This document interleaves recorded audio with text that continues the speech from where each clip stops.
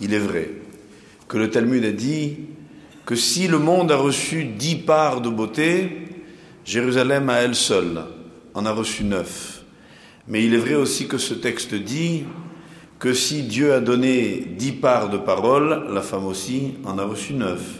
Alors faut-il véritablement prendre ce texte au sens littéral et imaginer que Jérusalem vaut les plus beaux spectacles du monde? Je ne pense pas que ce soit pour cette raison que nous y sommes tellement attachés. Pour nous, Jérusalem, c'est quelque chose d'infiniment plus fort, plus profond, qu'on va essayer en quelques minutes de vous faire passer, tant il me paraît urgent que vous soyez au moins ici convaincus de la dimension du débat qui est certainement pas un débat politique, qui est certainement pas un débat contradictoire, qui est certainement pas un problème conjecturel. Qu'est-ce qui va se passer? Non.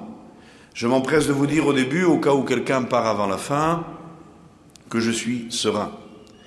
Le destin de Jérusalem est scellé, Dieu l'a décidé, et il a l'habitude de tenir parole. Qu'a-t-il dit? Bien, il a dit quelque chose que je vous dirai à la fin de la conférence. Mais avant d'y arriver, il faut comprendre qu'est-ce que ça représente pour nous. Pour nous, d'abord et avant tout, ça signifiait l'endroit de la création du monde, l'endroit de la création de l'homme. L'homme, disent les textes, a été créé à Jérusalem. L'homme créé à Jérusalem, ça pose d'abord un problème. Le problème du lieu. Le lieu que, apparemment, la Torah considérait comme secondaire, puisque dès son premier mot, elle annonce la couleur, elle dit Bereshit. Ce qui compte pour moi, Torah, c'est pas le lieu, c'est le temps. Quand Dieu a créé le monde? Où? Laissez donc les polythéistes, ceux qui croient en plusieurs dieux. Laissez donc les théories philosophiques émerger d'elles-mêmes et venir dire tout au long de l'histoire où c'est plus grand qu'ailleurs. Nous, ce n'est pas notre problème, dit la Torah. Ce qui compte, c'est ce temps que l'on est capable de remplir, de densifier, de sanctifier, et apparemment pas le lieu. Et pourtant, la tradition orale a clairement dit que lorsque Dieu a créé le monde, il est parti d'une pierre qu'il a projetée dans l'espace, et que cet espace a reçu cette pierre qui a tourné sur elle-même dans un tourbillon de plus en plus violent, s'est constitué autour d'elle une galaxie. Au cœur de cette galaxie, il y avait la Terre. Au cœur de la Terre, il y avait cette pierre qui est la pierre angulaire, Even Shetia, celle qui fonde tout, sur laquelle a été créé le premier homme. Cette pierre, non seulement Adam Arishon va en être extrait, mais en plus, selon la tradition orale, Adam va vivre la majeure partie de sa vie à Jérusalem. Selon le Midrash, il n'a pratiquement pas quitté Yerushalayim. Ce ne sera pas seulement Adam, ses descendants, lorsque ses enfants offriront ce sacrifice qui va déboucher sur le premier homicide, c'est à Jérusalem qu'il a été offert. Lorsqu'à l'époque de Noé viendra le déluge et le temps après de la réconciliation entre Dieu et l'homme, c'est là-bas que Shem, le fils de Noach, offrira son sacrifice.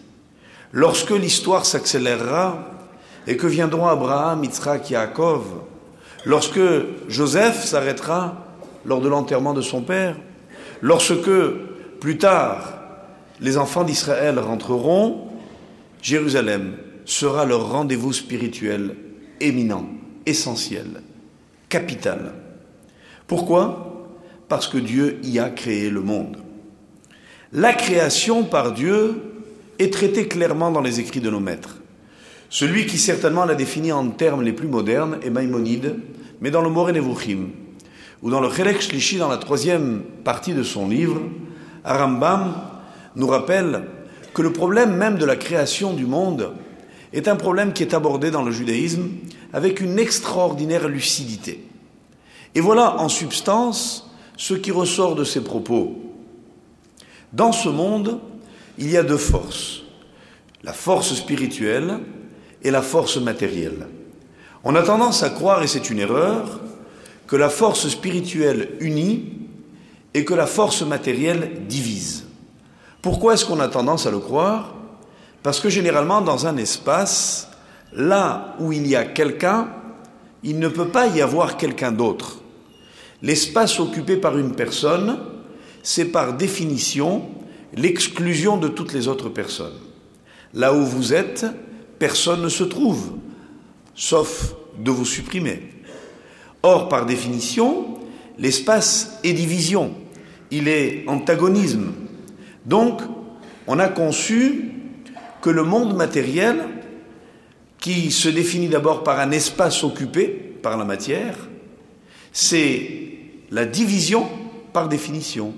C'est vrai qu'il en est ainsi au plan biologique, comme il est vrai que l'évolution biologique de tout individu, la création, c'est d'abord et avant tout la division d'une cellule, la mitose, qui, elle, se poursuivant, donne la création dans son extraordinaire élaboration.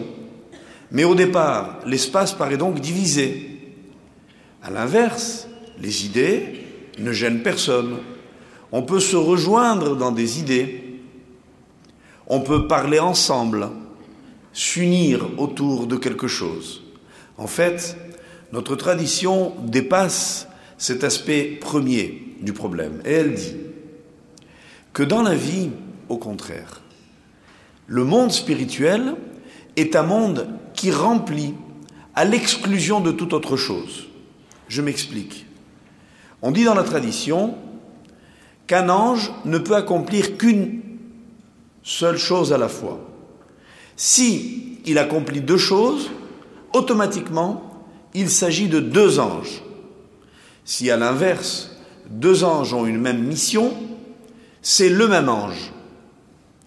Ça veut dire qu'en fait, une idée, au moment où elle s'élabore, au moment où elle se conçoit, la spiritualité, quand elle envahit un acte, un lieu, lorsque elle est quelque chose, elle exclut toute autre chose. Vivons-le simplement.